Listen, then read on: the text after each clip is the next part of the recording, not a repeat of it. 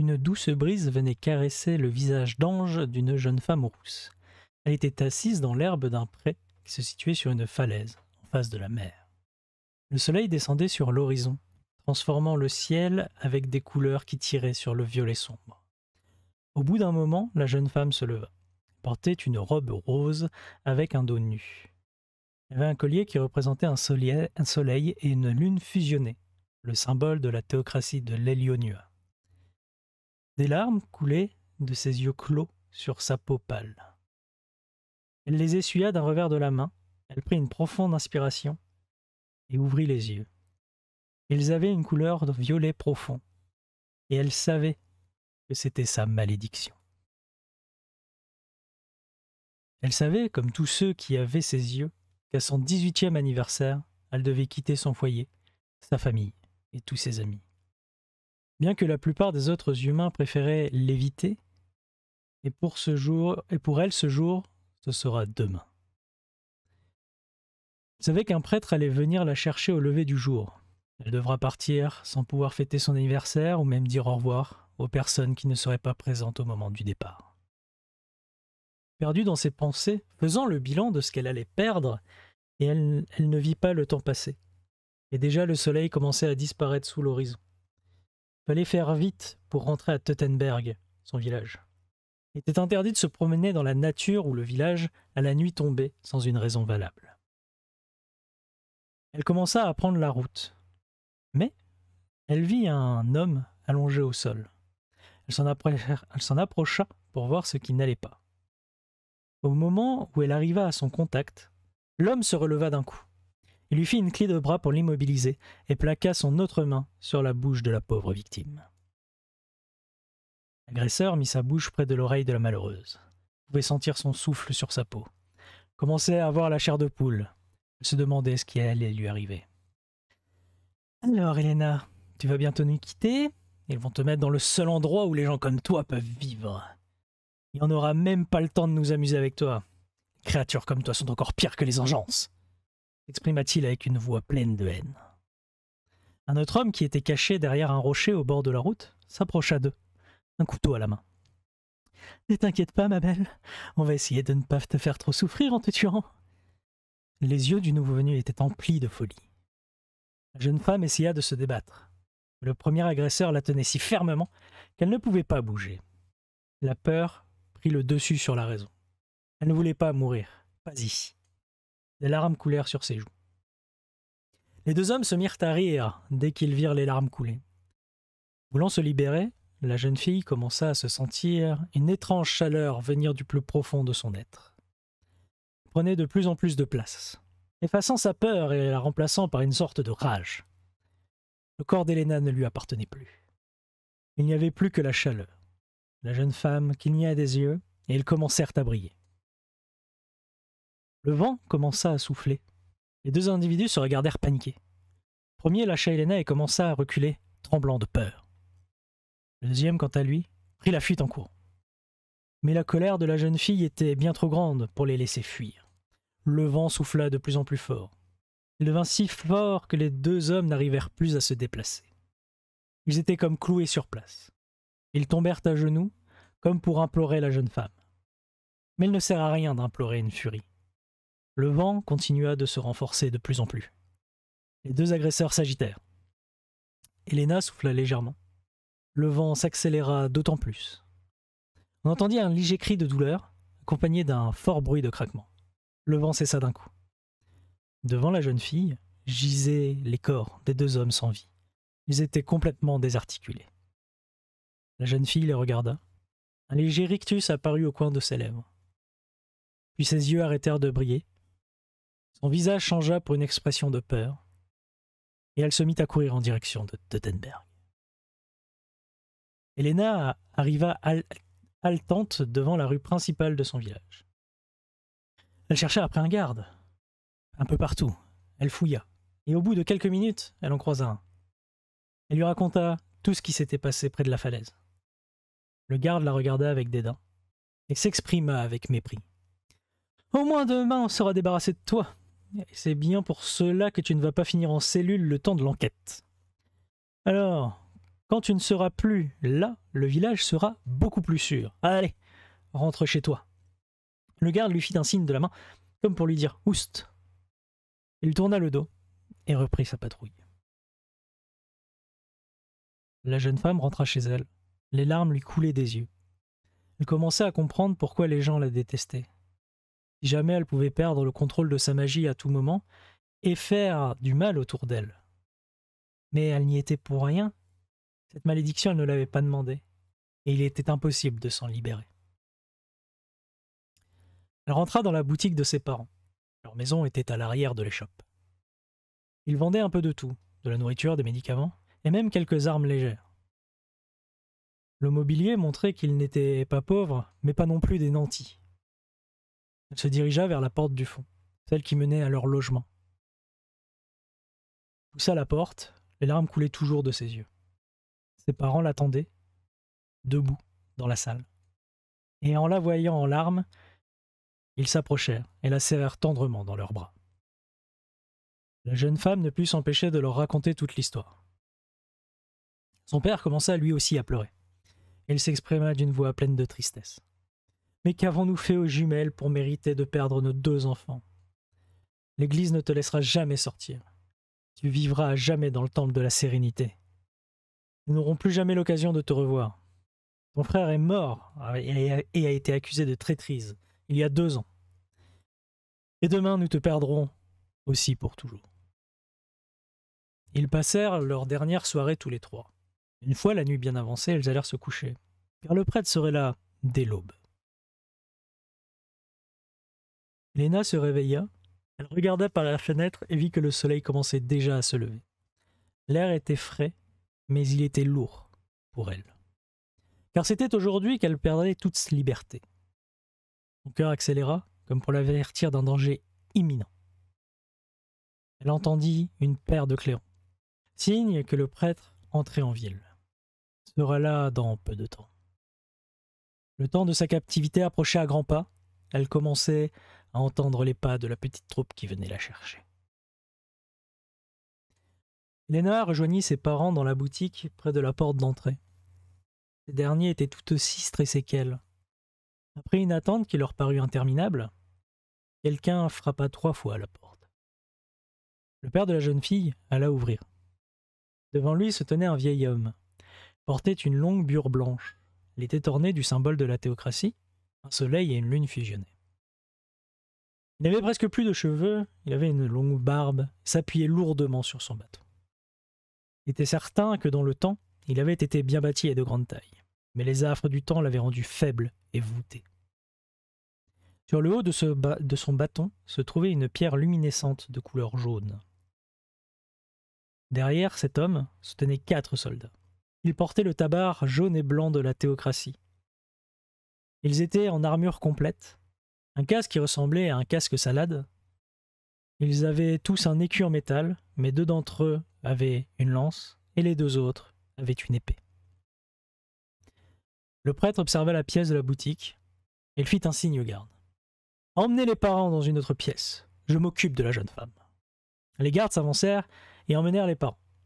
Le père d'Helena commença à s'exprimer à l'attention du prêtre. « Votre révérence, est-il possible que nous soyons présents quand vous emmènerez notre dernier enfant ?»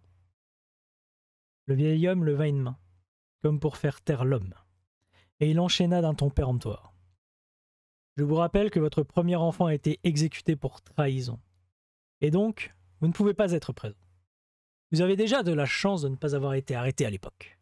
Soldats, emmenez ces manants, loin de ma vue, et s'ils résistent, vous pouvez les tuer. » Une fois les parents éloignés, le prêtre se tourna vers Helena. Celle-ci était toute tremblante. Les larmes montèrent à ses yeux. Elle recula lentement en gardant l'envoyé de l'église en visuel. Ce dernier s'approcha avec un grand sourire. Il agita la main, son bâton s'illumina. La jeune fille vit des chaînes de lumière apparaître. Elles se fixèrent à ses poignets et à ses chevilles. « Ne prenons pas le risque que tu t'échappes, petite. » Tout en disant cela, le prêtre s'approcha et sortit un collier avec une pierre noire. Cette pierre paraissait très bizarre. On aurait dit qu'elle absorbait la lumière elle-même. Qu'est-ce que c'est que ça? Demanda la jeune fille apeurée. Ne t'inquiète pas, jeune fille. Ceci est un artefact divin qui va neutraliser ta magie pour la sécurité de tous. Nous devons arrêter ton flux de magie. Après avoir mis le collier, Elena ressentit une sensation de malaise, un peu comme si on était en train d'aspirer son âme. Elle se sentait extrêmement faible. Elle n'arrivait plus à réfléchir. Elle essaya de parler, mais aucun souffle ne put sortir. Elle tituba et dut se rattraper au mur. Regarda l'homme avec une expression de terreur sur le visage. « Ne t'inquiète pas, d'ici quelques heures tu t'y seras habitué. Et comme nous avons 4 jours de voyage pour nous rendre au temple, maintenant avance. Nous n'avons pas toute la journée. » La jeune femme tenta bien que mal d'exécuter les ordres du prêtre. Une fois sortie, il dut attendre un peu de temps avant que les gardes ne sortent. Elena rassembla tout son courage pour pouvoir demander « Vous n'avez pas touché à mes parents ?»« Non, on se serait bien occupé de ces traîtres. Surtout de ta mère !» répondit l'un des gardes en rigolant. Il avança, il approcha son visage de celui de la jeune femme et lui cracha dessus. « Allez, avance, ton carrosse est juste à côté. » 2 gardes lui agrippèrent les bras et ils la forcèrent à avancer. Ils arrivèrent devant le carrosse. Ce dernier était équipé d'une cage à l'arrière, d'un espace de vie fermé au centre et d'un siège de 2 places pour pouvoir guider les chevaux. La jeune femme comprit immédiatement où elle allait passer les 4 prochains jours. 2 des soldats montèrent devant pour conduire les chevaux, pendant que le prêtre montait dans l'habitacle fermé. Les 2 derniers gardes aidèrent Elena à monter dans sa cage. La jeune femme était dans une position extrêmement inconfortable. Elle pouvait à peine s'asseoir. L'un d'eux prit un malin plaisir de la frapper, la jeune prisonnière, dans le flanc, tout en ajoutant « Et encore, t'as de la chance. Père Tancred nous a refusé le droit de nous amuser avec toi. » Dit cela en la déshabillant du regard et avec de la salive aux lèvres. Puis ils allèrent rejoindre le prêtre dans l'habitacle. Ils se mirent en route. Traversant le village, Elena vit que personne n'osa lever les yeux sur le véhicule. Elle se sentait seule et désespérée. Le seul espoir de la jeune femme, c'est que le voyage se passerait sans pluie. Elle ressentait absolument tous les mouvements de terrain, ce qui lui faisait mal au dos. C'était le cadet de ses soucis. Elle se demandait comment elle allait passer le reste de sa vie. Pendant les 4 jours de voyage sur la route des jumelles, la plus grande route de la théocratie, ils ne rencontrèrent aucune embûche. Personne n'oserait attaquer un convoi de l'Inquisition. Pour Elena, le voyage parut extrêmement long. Pendant que les gardes et le prêtre pouvaient manger chaud, ils lui jetaient que les restes, froids. Pendant qu'il pouvait dormir dans les auberges, elle devait rester dans sa cage. Elle ne pouvait même pas sortir pour faire ses besoins. Et ils la laissèrent macérer dedans pendant tout le voyage. Un jour, Elena entendit les soldats se réjouir. Ils arrivaient proches de la grande forteresse. La bâtisse paraissait énorme, mais ce n'était pas le plus impressionnant. Vous pouvez voir dépasser du château un énorme cristal bleu roi. Ce dernier pulsait d'une lumière bleutée. La jeune femme ressentait comme un gazouillis en son fort intérieur. Mais elle sentait aussi que celui-ci était comme bloqué. Mais d'après le père Tancred, le collier qu'il lui avait donné bloquait son flux de magie. Ce cristal ne pouvait être que magique. La calèche pénétra dans la forteresse. Elle arriva dans une cour intérieure où il y avait déjà beaucoup de personnes à genoux, comme s'ils priaient le grand cristal qui se trouvait au centre de la cour. Des gardes ouvrirent la cage, firent descendre Elena. Elle regarda le cristal avec admiration. Le père Tancred la regarda avec mépris. « C'est le cristal qui protège notre théocratie des engences des terres obscures, et tu vas contribuer à maintenir sa puissance avec ta magie. » « Comme ça, je vais alimenter le cristal ?» demanda Elena d'une voix penaude. « Tu verras cela demain, jeune fille. D'abord, je vais te libérer de tes chaînes et de ton collier. Ensuite, on t'emmènera dans ta cellule. » Le prêtre fit un geste de la main, et les chaînes ainsi que le collier disparaissèrent. D'un coup, Elena sentit son flux de magie entrer en résonance avec le cristal. Elle se sentait comme attirée vers lui. Le prêtre reprit la parole. « Ici, de toute façon, tu ne pourras pas t'échapper. Si jamais tu te sers de ta magie pour essayer, tu comprendras très vite que tu n'es pas la plus puissante en ces lieux. » Elena regardait tout autour d'elle, Elle se sentait complètement perdue. Elle n'avait jamais vu une construction aussi grande. Deux gardes arrivèrent et l'emmenèrent. Ils marchèrent quelques minutes, traversèrent des couloirs qui pouvaient ressembler à l'intérieur d'un cloître de monastère. Puis ils arrivèrent à une petite cellule. Elena passa à la petite porte en bois. À l'intérieur, il y avait un cristal jaune qui ressemblait à celui qui ornait le bâton du prêtre. Lumière chaude et réconfortante pulsait de ce dernier. Sur la droite se trouvait un lit en bois simple. Devant la jeune femme, il y avait une petite lucarne avec des barreaux qui laissaient passer un peu de lumière naturelle. Sur la gauche se trouvait une table. Sur cette dernière était disposé un léger repas, une bassine d'eau, des serviettes et une robe blanche qui ressemblait à celle du prêtre. La femme entendit les gardes s'en aller. Elle se retourna et demanda « Vous ne fermez pas les portes ?» Le garde lui répondit « Elle se ferme seule la nuit, tout comme la lumière d'ailleurs. Mais ne vous inquiétez pas, il ne vous arrivera rien ici. Le dernier qui a tenté quelque chose s'est fait empaler par le chef de la garde. D'ailleurs, il viendra demain pour te conduire à l'audience et te faire le tour du château. » Elena aperçut que les gardes avaient tressailli quand il avait mentionné la punition des gardes un peu frivoles.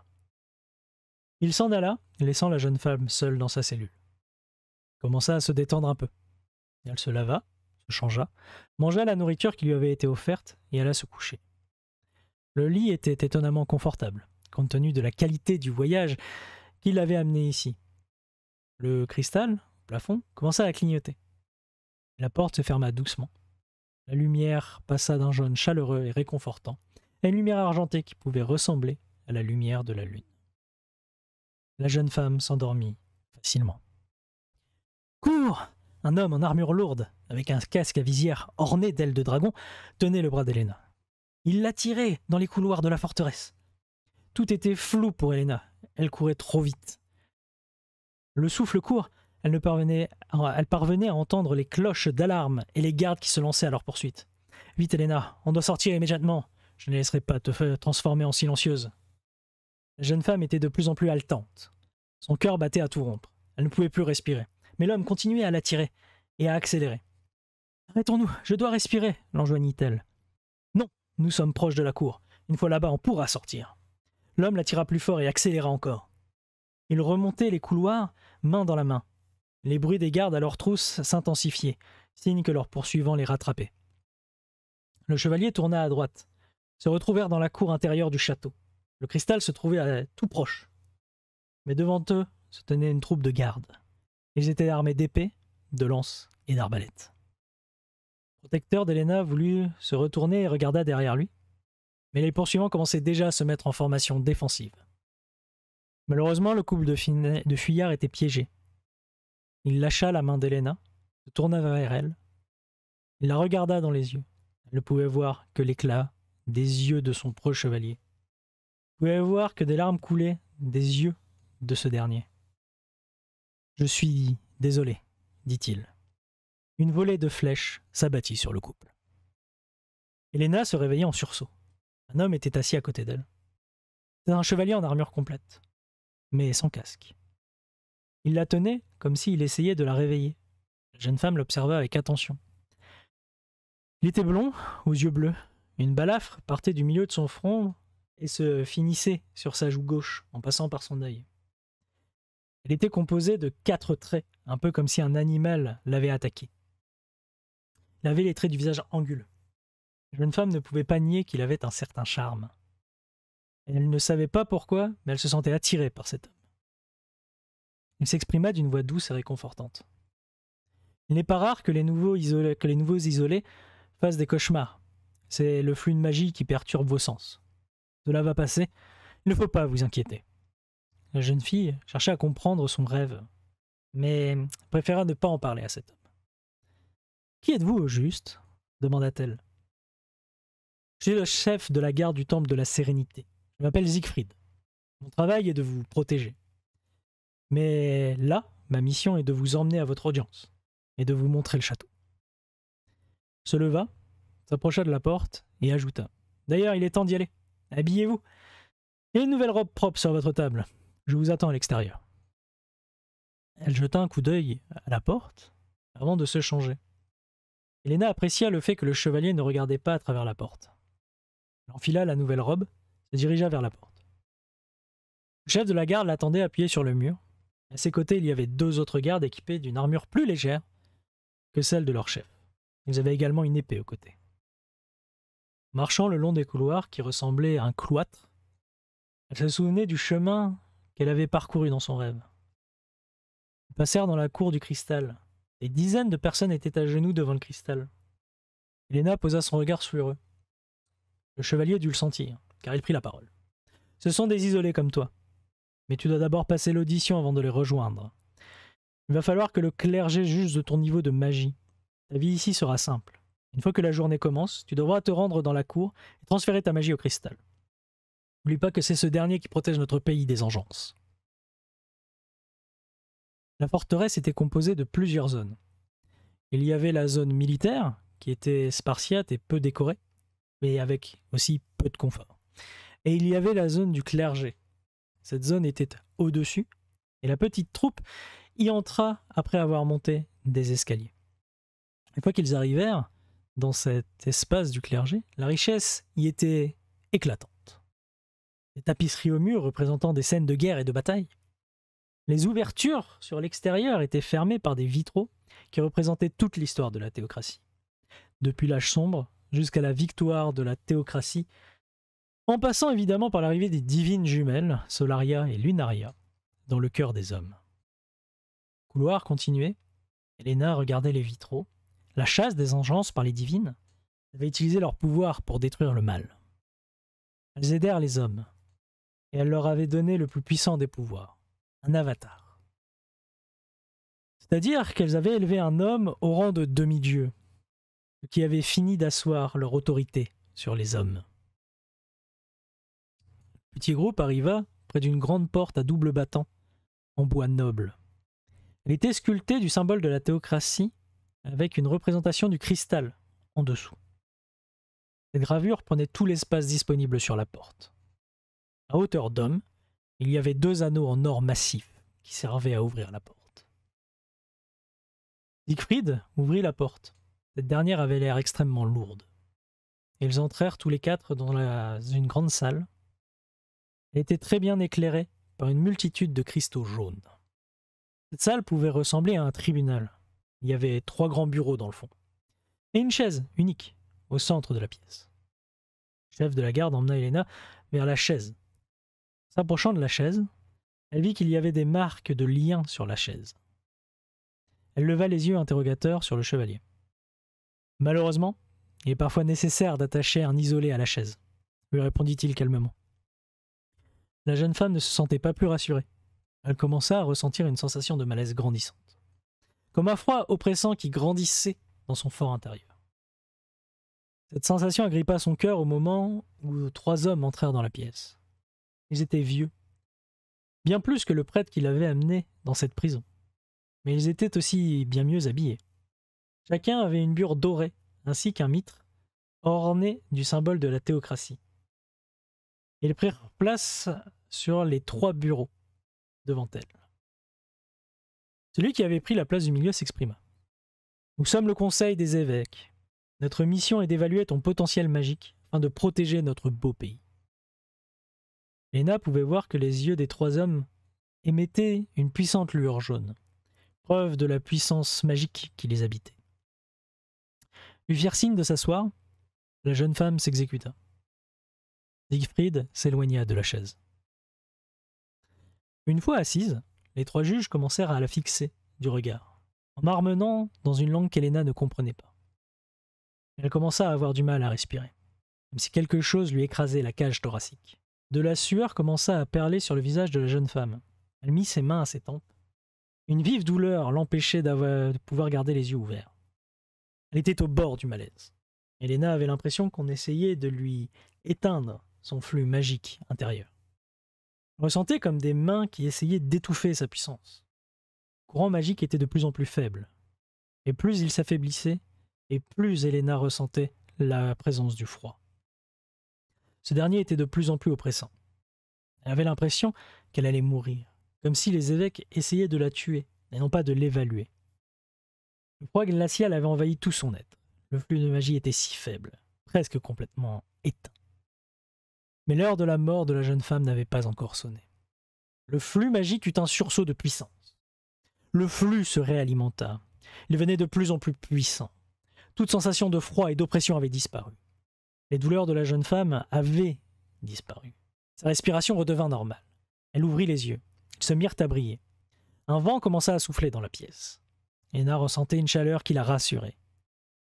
La jeune femme vit que les évêques avaient reculé sur leurs chaises, comme si on les avait plaqués sur le dossier. Une légère expression de peur se lisait sur leur visage. On entendait les gardes derrière elle paniquer. Mais Siegfried, quant à lui, restait stoïque. Les trois juges levèrent la main et arrêtèrent de marmonner. Toute incursion dans l'esprit d'Helena disparut. Son flux magique retrouva sa stabilité. L'évêque du milieu se leva et prit la parole. Helena du village de Tettenberg, sœur du traître Soren. Si vous aviez été dans nos bonnes grâces, vous auriez pu postuler à un poste dans le clergé. Vous avez largement la puissance pour être dans le conseil supérieur. Mais avec votre passé, vous ne serez qu'une isolée. En entendant le nom de Soren, le chef de la garde eut un léger sursaut. Mais l'évêque continua, sans le remarquer. La séance est levée. Emmenez-la immédiatement au cristal. Nous ne pouvons pas nous passer de sa puissance plus longtemps.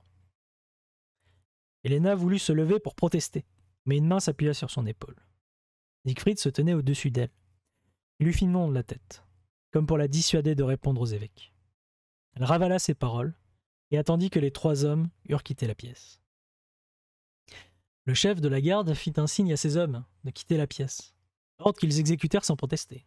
Ils étaient même plutôt ravis de ne pas continuer à être dans la même pièce que la jeune femme. Le chevalier alla vérifier que ses hommes n'écoutaient pas à la porte, puis il la referma. « Tu es vraiment la petite sœur de Soren ?» La jeune femme le regarda avec des yeux ronds d'étonnement. « Oui. Pourquoi? Vous le connaissez ?»« J'ai été son maître d'armes pendant son service militaire. C'est moi qui lui ai tout appris. Je suis sûr que les accusations de trahison à son encontre sont fausses. Je ferai tout pour que la vérité éclate au grand jour et que son nom soit lavé. » Helena écouta et lui répondit.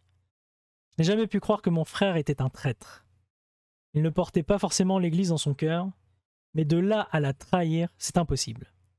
Il a toujours dit qu'il me protégerait. Mais que faites-vous à surveiller des isolés alors que vous étiez un maître d'armes pour les nouvelles recrues ?» Le chevalier eut un léger sourire en écoutant la jeune femme. « Vous êtes bien comme votre frère vous décrivait. Mais j'ai aussi été accusé de trahison, comme si j'avais insufflé la trahison dans l'esprit des jeunes recrues. Mais comme ils n'ont pu prouver qu'un seul cas de trahison à leurs yeux, ils ne pouvaient pas m'exécuter aussi. Alors ils m'ont envoyé ici. Mais ce qui est sûr, c'est que j'avais fait la promesse à Soren de vous protéger s'il lui arrivait quelque chose. Et je compte bien tenir cette promesse. » Helena ne comprenait pas ce qu'il se passait, mais elle se sentait comme vraiment attirée par le chevalier. Et elle savait en son fort intérieur qu'elle pouvait lui faire confiance. Ils se regardèrent dans les yeux, et sûrs à cet instant qu'ils ne pourraient plus jamais être séparés. Le chevalier coupa le contact visuel et reprit. « Nous allons obéir aux ordres. Je vais t'emmener au cristal. Ce sera difficile pour toi, car il absorbera ton pouvoir. Mais pendant ce temps, je rassemblerai des preuves pour faire innocenter ton frère. Peut-être même que le clergé pourra t'accepter dans leur rang. » Il la prit dans ses bras et la reconduisit jusqu'à la cour du cristal. La jeune femme parcourait la cour avec une détermination retrouvée. Si son frère pouvait être innocenté, elle pourrait certainement sortir d'ici. Elle s'avança dans la cour et se plaça sur une dalle de pierre polie posée au sol.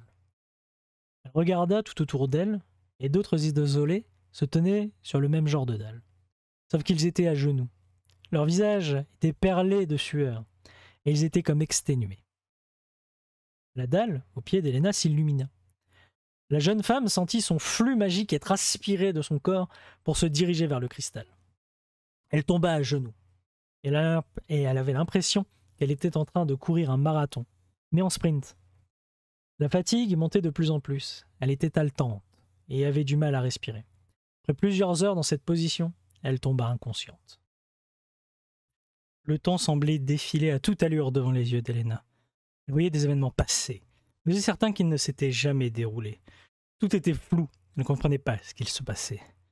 Elle entendait des voix lointaines et brouillées. Le temps accéléra encore et encore. Une lumière blanche apparut devant elle, comme la fin d'un tunnel sombre. La lumière prenait de plus en plus de place dans le champ de vision de la jeune femme. Puis elle passa à travers la lumière blanche, se retrouva face à une autre femme. Et celle-ci était brune. Elena n'arrivait pas à voir les contours du visage de l'étrangère. Elle entendait une voix derrière elle, mais les paroles étaient brouillées. La voix était inhumaine, comme nimbée d'une puissance ancestrale. Elle se retourna, mais rien. La voix se clarifia, et elle put entendre ce qu'elle disait. « Trouve le calice, et protège-le. » D'un coup, la jeune femme fut tirée de son sommeil.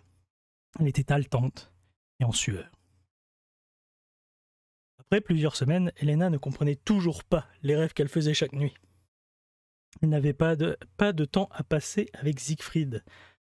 Dès le réveil, il fallait manger et se rendre immédiatement au cristal pour la journée. Le soir, elle était tellement épuisée qu'elle n'arrivait plus à marcher. Mais elle n'était pas la seule.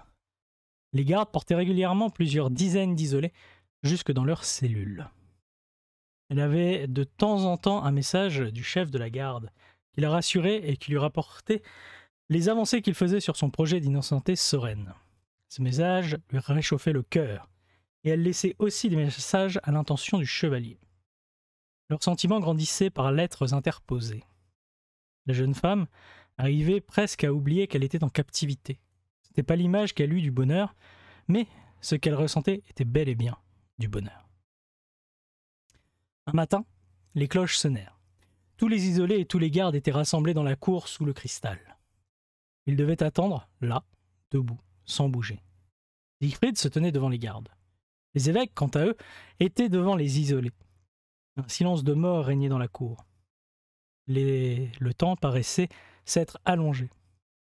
Au bout d'un long moment, ils entendirent des clairons, les mêmes que ceux qui avaient retenti dans le petit village de Tottenberg lors du départ de la jeune fille, signe qu'un convoi de l'Inquisition arrivait. Mais pourtant, à l'arrivée d'Helena, il n'y avait pas eu ce genre de cérémonie. La personne qui arrivait devait sûrement être importante. Les portes du château s'ouvrirent et une troupe complète de chevaliers en armure lourde entra dans la cour. Un chevalier avec une armure pleine de dorures était à leur tête. Ils mirent pied à terre. La jeune femme percevait une aura malsaine provenir du nouvel arrivant. Elle observa les évêques et les gardes être tout droits comme des i, sans bouger. Le chevalier à la tête de la troupe était sans nul doute un inquisiteur. Ce dernier ne prêta même pas attention aux gardes ou aux évêques. Il se dirigea directement vers les quartiers du clergé. Il traversa les rangs des isolés et s'arrêta devant Helena. Elle le regarda, leurs yeux se croisèrent. L'intense lueur jaune des yeux de l'inquisiteur l'absorbait. Elle sentait comme une intrusion dans son esprit. Une intrusion violente, comme si on enfonçait des portes. Elle entendit la voix de l'inquisiteur résonner dans sa tête. « Ah, tu es sa petite sœur. Bien, comme ça j'aurais réglé le problème de toute la famille. » Il transmit par pensée des images à Helena. Son frère en train de mourir, ainsi que ses parents, pendus par les pieds et écorchés. Puis la présence ressortit de l'esprit de la jeune femme. Elle voulut lui sauter à la gorge pour le tuer, mais elle savait qu'elle ne pourrait rien faire contre lui. Sa troupe de chevaliers et tous les gardes du château l'en empêcheraient. Mais elle sentait à l'intérieur de son corps que son flux magique ne demandait qu'à être déchaîné. Une fois que l'inquisiteur fut parti de la cour, les gardes se remirent immédiatement au travail, installant les isolés sur leurs dalles pour alimenter le cristal. Helena chercha Siegfried du regard, mais en vain. Il était déjà parti. Après une longue journée de travail, elle se retrouva dans sa chambre. Mais cette fois, elle n'était pas épuisée. Elle bouillonnait de rage et de désir de vengeance. Cet inquisiteur ne partirait pas de ce château en vie. Siegfried arriva dans la cellule de la jeune femme. Il la regarda d'un air paniqué. « C'est l'inquisiteur qui a tué ton frère, et il a demandé qu'on te transforme en silencieuse. » Il avait tremblé quand il avait prononcé le mot « silencieuse ». Helena lui répondit d'une voix pleine de rage. « Je sais qu'il a tué mon frère, mais pas seulement. Il a aussi tué mes parents. Nous devons lui faire avouer que Soren est innocent. Non, nous ne pourrons pas lui tenir tête tant qu'il est accompagné de sa garde personnelle. De plus, si on l'attaque, tous les gardes du château seront avec lui. » Mais au fait, qu'est-ce qu'une silencieuse demanda Helena, avec de la peur dans la voix. C'est le pire traitement qu'on puisse faire subir à un isolé. On l'emmène dans les sous-sols du château, on lui coud tous les orifices du corps, et on lui insère un tuyau dans la gorge. On le nourrit avec les autres isolés qui sont morts. Tout en l'attachant à un pilier qui absorbera son énergie magique nuit et jour. En entendant cette explication, la jeune femme devint blanche. Elle porta la main à sa bouche. « Mais c'est horrible! Pourquoi faire subir ça à un homme? On devient silencieux uniquement sur ordre du clergé, ou si l'on essaie de s'enfuir du château. Celui qui a tenu le plus longtemps est resté presque 1 mois avant de mourir, » lui répondit Siegfried avec de la tristesse dans les yeux. La jeune femme commença à avoir des larmes qui lui montaient aux yeux.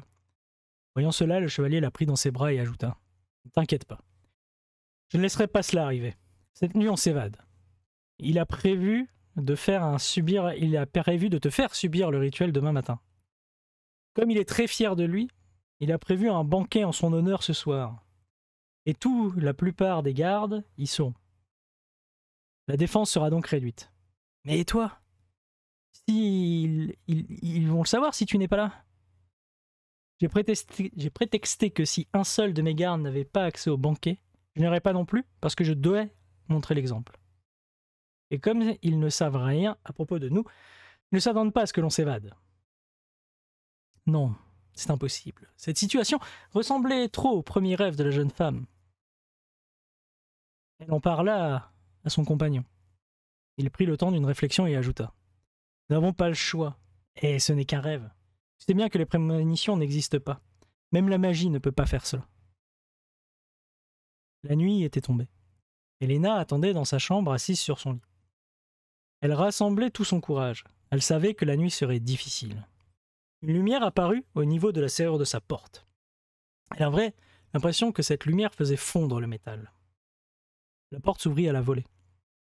Le chevalier entra dans la cellule, portait son armure complète ainsi qu'un casque orné d'ailes de dragon. La jeune femme ressentait de plus en plus de peur. Ça ressemblait bien trop à son rêve. Siegfried prit le bras d'Helena et ils s'élancèrent dans le couloir en courant. La jeune femme revivait son rêve en réalité. Les cloches, les bruits des gardes. Siegfried qui la poussait allait de plus en plus vite. Et ils arrivèrent même dans la cour.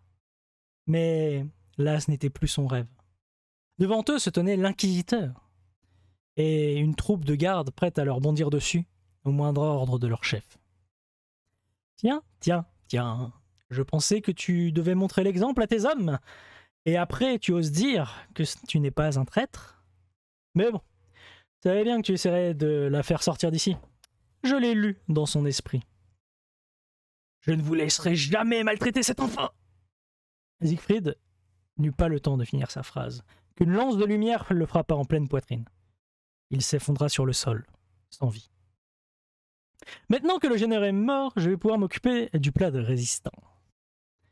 Helena vit que l'inquisiteur était en train de préparer une autre magie divine. Il s'élança pour frapper la jeune femme avec une autre lance de lumière. La jeune femme ne pouvait rien faire pour y échapper.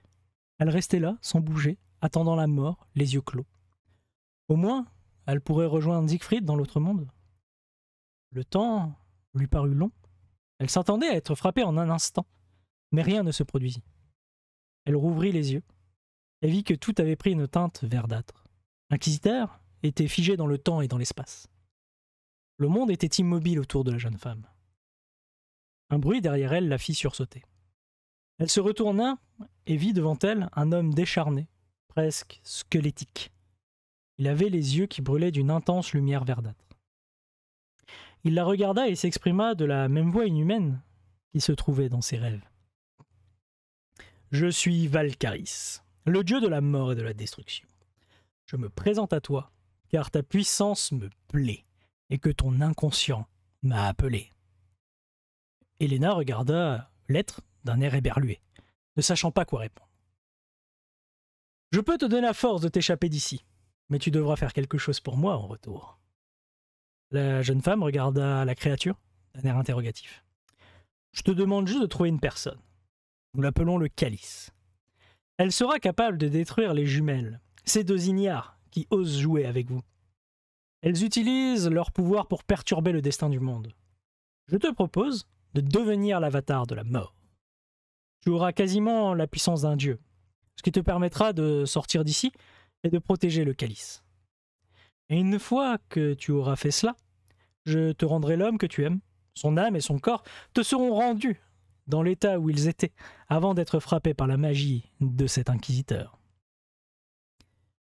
Elena regarda la créature et acquiesça. Tout ce qu'elle voulait, c'était de revoir l'homme qu'elle aimait et de sortir de son enfer. La divinité lui toucha le front, et elle sentit une puissance infinie s'écouler en elle. Son flux de magie devint si grand que ses yeux s'illuminèrent d'une lumière verdâtre. Elle sentait qu'elle pourrait soulever des montagnes si elle le voulait. Valkaris enleva sa main au bout d'un moment. « Voilà, c'est fait. Et n'oublie pas notre petit arrangement, où je vous détruis tous les deux. » Et il partit, comme si de rien n'était.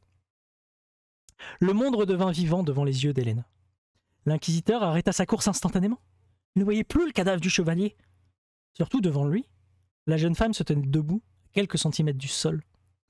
Elle ouvrit les yeux, et il fut apeuré par la lumière qui s'en échappait. « Non, c'est impossible. Seules les divines peuvent donner tant de puissance. » La jeune femme eut un sourire carnassier. Elle ne lui répondit même pas. Elle se concentra. Toute la puissance de sa nouvelle magie était au creux de son être. La terre commença à trembler. Les gardes qui accompagnaient l'inquisiteur se mirent à fuir.